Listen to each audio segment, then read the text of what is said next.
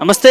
కులాల లెక్కలు తెర్చి ఉద్యోగ అవకాశాల్లో కూడా కల్పిస్తామని చెప్పి వర్గీకరణ చేసింది ప్రభుత్వము. సో దాంట్లో పూర్తిగా చేయలేకపోయింది. ఉద్యోగ అవకాశాల్లో కూడా కల్పించాలంటూ మరి గ్రూప్ 1 ఆస్పిరెంట్స్ సోమాజిగూడ ప్రెస్ క్లబ్లో ఒక మీటింగ్ ఏర్పాటు చేసుకున్నారు. మాట్లాడదాం, మనతో పాటు గ్రూప్ 1 ఆస్పిరెంట్స్ ఉన్నారు. ఏం పేరు మేడం?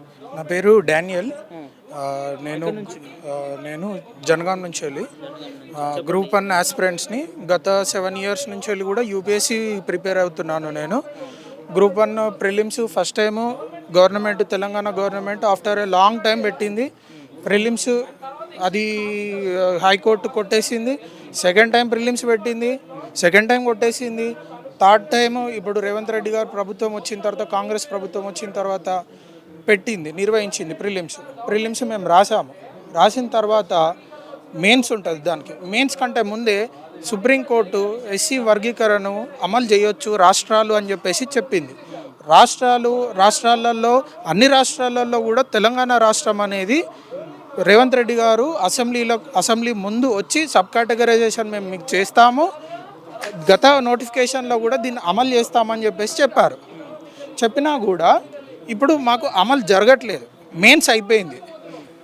యాక్చువల్గా సుప్రీంకోర్టు ఆగస్టు ఫస్ట్ వీక్లో చెప్పింది సబ్ కేటగరైజేషన్ చేసుకోవచ్చని.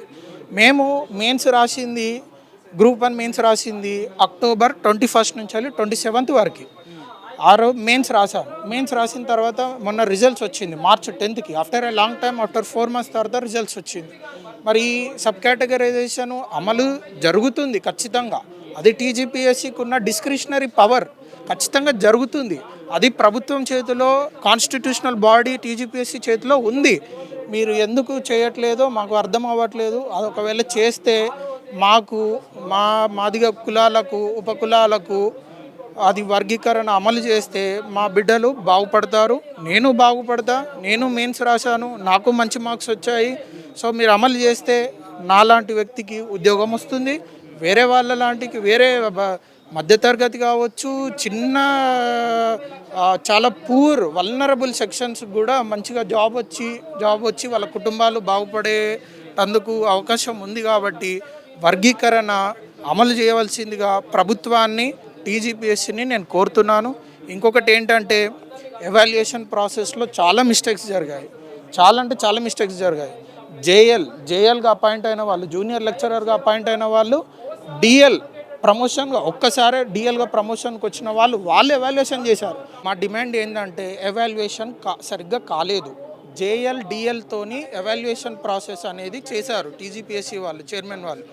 సో మా డిమాండ్ ఏంటంటే, ఎవాల్యుయేషన్ ప్రాసెస్ యూపీఎస్సీ స్టాండర్డ్స్లో వెరీ హై క్వాలిఫైడ్ ప్రొఫెసర్స్తో రీఎవాల్యుయేషన్ జరిపించాలి. లేదంటే ఎక్స్పర్ట్ కోర్టు నుంచి వెళ్ళి ఎక్స్పర్ట్ కమిటీ ద్వారా ఎవాల్యుయేషన్ ప్రాసెస్ని అంతా చూడాలి. అది చూస్తేనే మాకు న్యాయం జరుగుతుంది. ఎస్సీ అనే కాదు, ఎస్టీ వాళ్ళకు, ఎస్సీ వాళ్ళకు, బీసీ వాళ్ళకు, ఓసీ వాళ్ళకు కూడా.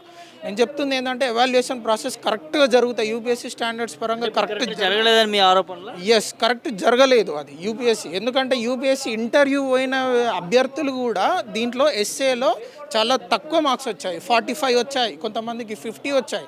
యూపీఎస్సీ ఇంటర్వ్యూ పోవడం అని అంటే వాళ్ళకి చాలా సబ్జెక్ట్ నాలెడ్జ్ చాలా బాగుంటుంది, సబ్జెక్ట్ నాలెడ్జ్.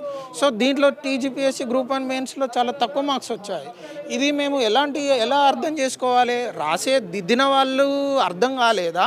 రాసిన మేము ఇంటర్వ్యూ యూపీఎస్సీలో ఇంటర్వ్యూ వరకు పోయి గ్రూప్ 1లో తక్కువ మార్క్స్ వచ్చినాయి, మాకు సరిగ్గా రాయడం లేదా? మేము సరిగ్గా రాసాము, దిద్దే వాళ్ళు సరిగ్గా లేరు.